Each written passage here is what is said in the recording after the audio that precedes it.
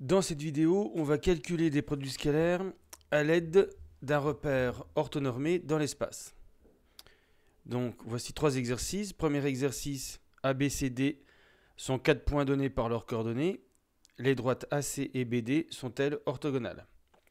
Deuxième exercice, A, B, C, D sont 4 points donnés par leurs coordonnées. Montrer que ABCD est un tétraèdre régulier. Démontrer que les droites AB et CD sont orthogonales. C'est ce qu'on appelle deux arêtes opposées du tétraèdre. Et puis, dernier exercice, ABCDEFGH est un cube d'arête 1. Définir un repère orthonormé à l'aide des points du cube. Montrer que la droite DF est perpendiculaire au plan EBG. Donc je vous laisse réfléchir et je vous donne la correction. Alors, premier exercice. Donc, on va prendre de façon classique les coordonnées des vecteurs AC et BD. Alors, on peut même les mettre en colonne. Donc, AC, coordonnées de C, moins coordonnées de A. Donc, 1, moins 0 pour les X.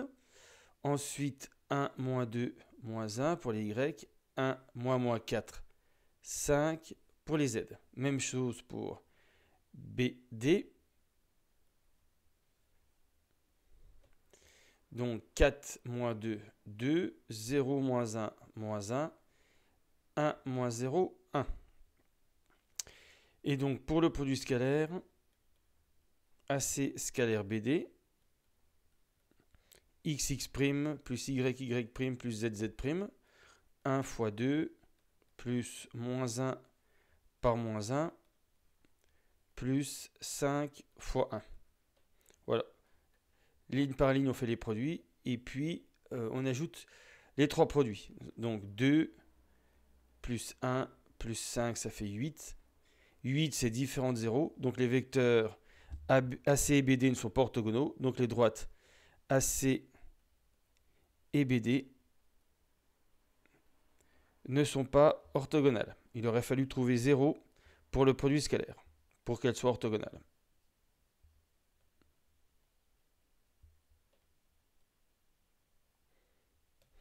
Donc voilà pour le premier exercice. Deuxième exercice. Donc on a une série de 4 points dans un repère orthonormé. Montrer que ABCD est un tétraèdre régulier. Donc le plus simple, c'est de calculer les coordonnées, tous les vecteurs correspondant aux 6 arêtes du tétraèdre. Donc quand on a un tétraèdre,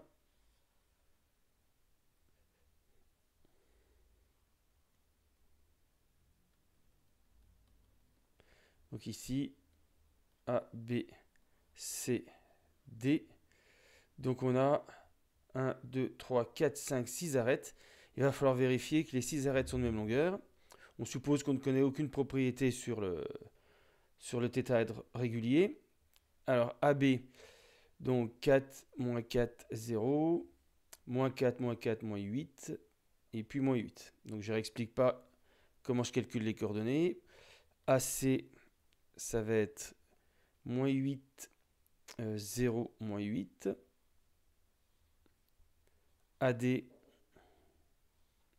moins 8, moins 8, 0. BC, moins 8, 8, 0. Ensuite, BD, moins 8, 0, 8. Et puis enfin, CD, 0, moins 8 et 8.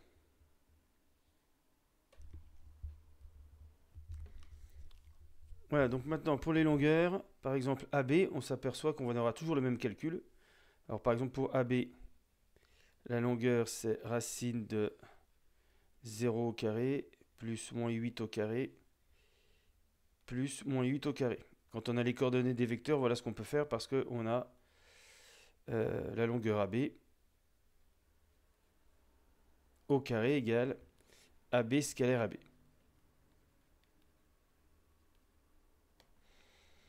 Et donc quand on fait AB scalaire AB, on fait 0 fois 0, plus moins 8 fois moins 8, plus moins 8 fois moins 8.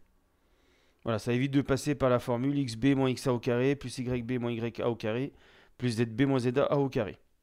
Quand on a fait le vecteur AB, on a déjà fait les différences xb moins xa, yb moins ya, zb moins za. Et donc là, on trouve racine de... Parce que moins 8 au carré ou 8 au carré, c'est pareil. 2 fois 8 au carré. Et donc, on peut sortir le 8 au carré. 8 racine de 2. Et bien sûr, quand on a à peu près les mêmes coordonnées pour les autres arêtes, on a aussi AC égale AD. On va faire les mêmes calculs et on va retrouver pour toutes les arêtes 8 racine de 2. Voilà, ce qui prouve d'ailleurs qu'on a un vrai tétraèdre. Les points A, B, C, D ne peuvent pas être coplanaires. Parce que, par exemple, on a AB égale BC égale CD égale AD. Donc ça pourrait être un losange dans un plan. Mais si c'était un losange, les diagonales ne seraient pas égales. Donc là, on a A, B, C, D, par exemple. Donc on vient de montrer qu'on avait ces quatre côtés qui étaient égaux. Mais si c'était un losange, donc dans un plan, les deux diagonales, AC et BD, seraient de longueurs différentes. Or ici, on trouve AC et BD qui sont également de même longueur. Donc on a bien affaire à un vrai tétraèdre. C'est bien 4 points non coplanaires. Alors ça, c'était la première question. La deuxième question, il fallait montrer que les deux arêtes opposées ici, AB et CD, étaient orthogonales. Il suffit de calculer AB scalaire CD. Donc AB c'est ici, CD, et effectivement 0 fois 0 plus moins 8 fois moins 8, plus moins 8 fois 8, ça fait bien 0. Et en fait, dans un tétraèdre régulier, les arêtes opposées, ici AB et CD, sont orthogonales. On aurait aussi ici AC et BD qui seraient orthogonales, et puis AD et BC qui seraient également orthogonales. Voilà pour l'exercice 2. Alors, troisième exercice. Donc là, le repère n'est pas donné. C'est à nous de le définir. Donc, définir un repère orthonormé. Donc, A, B, C, D, E, F, G, H, c'est un cube. Généralement, on prend soit le repère d'origine A avec AB, AD, AE. Mais souvent aussi, pour retrouver un repère qui ressemble à ce qu'on voit, on part du point D et on prend DA, DC, DH.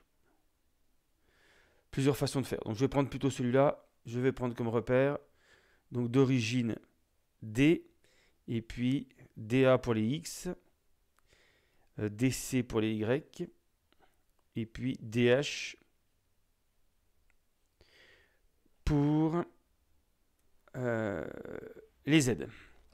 Alors, forcément, D, comme c'est l'origine, 0, 0, 0. 0, 0, 0, 0. Pour A, comme c'est le premier vecteur, ça va être 0, 0, 1. Comme DA est le premier vecteur de la base. Pour C, ça va être 0, 1, 0. Et pour H, ça va être 0. Alors pour A, je me suis trompé. Pour A, c'est bien sûr, comme c'est le premier vecteur, 1, 0, 0. Pour C, 0, 1, 0. Et pour H, 0, 0, 1. Donc ici, là c'est l'origine. Donc là, 0, 0, 1, 0, 0. Décidément. Ensuite, 0, 1, 0. Et H, 0, 0, 1. Voilà. Alors, pour B, c'est DA plus DC, donc on aura 1, 1, 0. Ensuite, pour E, F, G, H, c'est les mêmes coordonnées au départ que A, B, C, D, mais on rajoute 1 pour la hauteur. Donc pour E, ça va être 1, 0, 1. C'est les coordonnées de A pour X, Y, et puis on rajoute 1 à la place de 0 pour le Z. Même chose pour F, ça va être 1, 1, 1.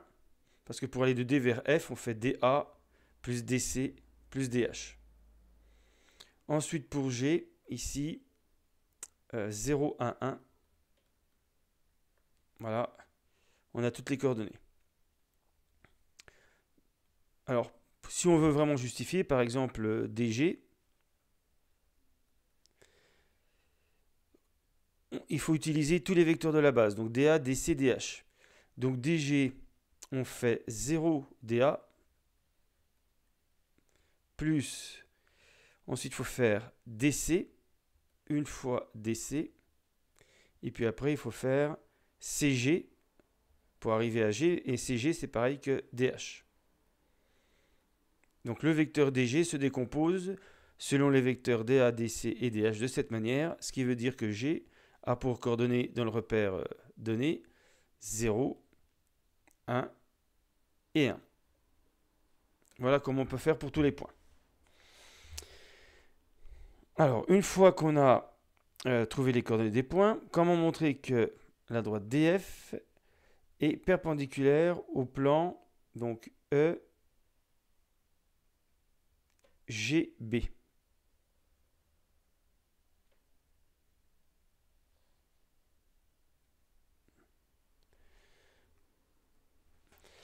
Alors, donc là voilà la droite DF.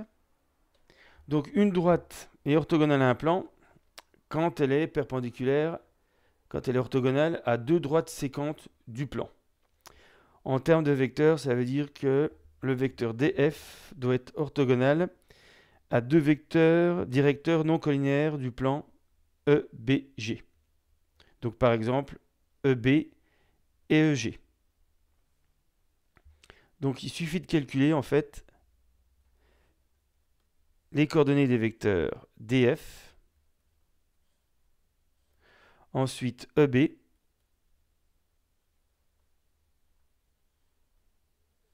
EG. Alors pour DF, D c'est l'origine, 0, 0, 0, donc il suffit de reprendre les coordonnées de F, 1, 1, 1. Donc les coordonnées de DF c'est 1, 1 et 1. EB, on fait les coordonnées de B moins les coordonnées de E. Donc B c'est 1, 1, 0, E c'est 1, 0, 1. Donc 1 moins 1, 0. 1 moins 0, 1. 0 moins 1, moins 1. Et pour EG, on fait pareil. Les coordonnées de G moins les coordonnées de E. 0 moins 1, moins 1. 1 moins 0, 1. Et puis 1 moins 1, 0. Alors, ce qui est évident graphiquement, se vérifie ici, EB et EG ne sont pas collinaires, puisque les coordonnées ici, les deux colonnes de coordonnées ne forment pas un tableau de proportionnalité. Donc on a bien deux vecteurs directeurs non collinaires du plan EBG. Donc maintenant, il suffit de tester le produit scalaire entre DF et EB d'une part, et puis entre DF et EG d'autre part.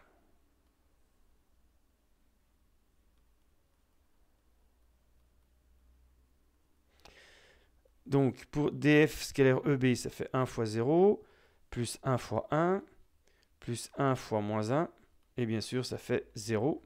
DF scalaire EG, 1 par moins 1, plus 1 fois 1, plus 1 fois 0, ce qui donne encore 0. Conclusion, la droite DF est perpendiculaire à deux droites séquentes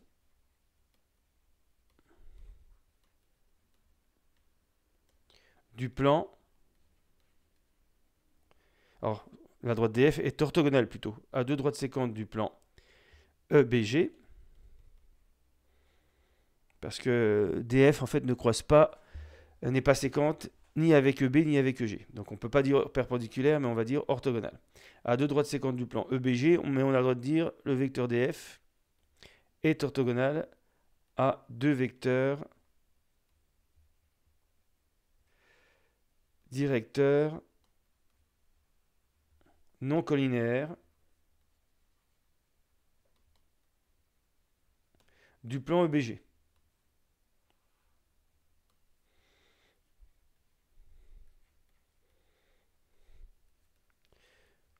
Voilà.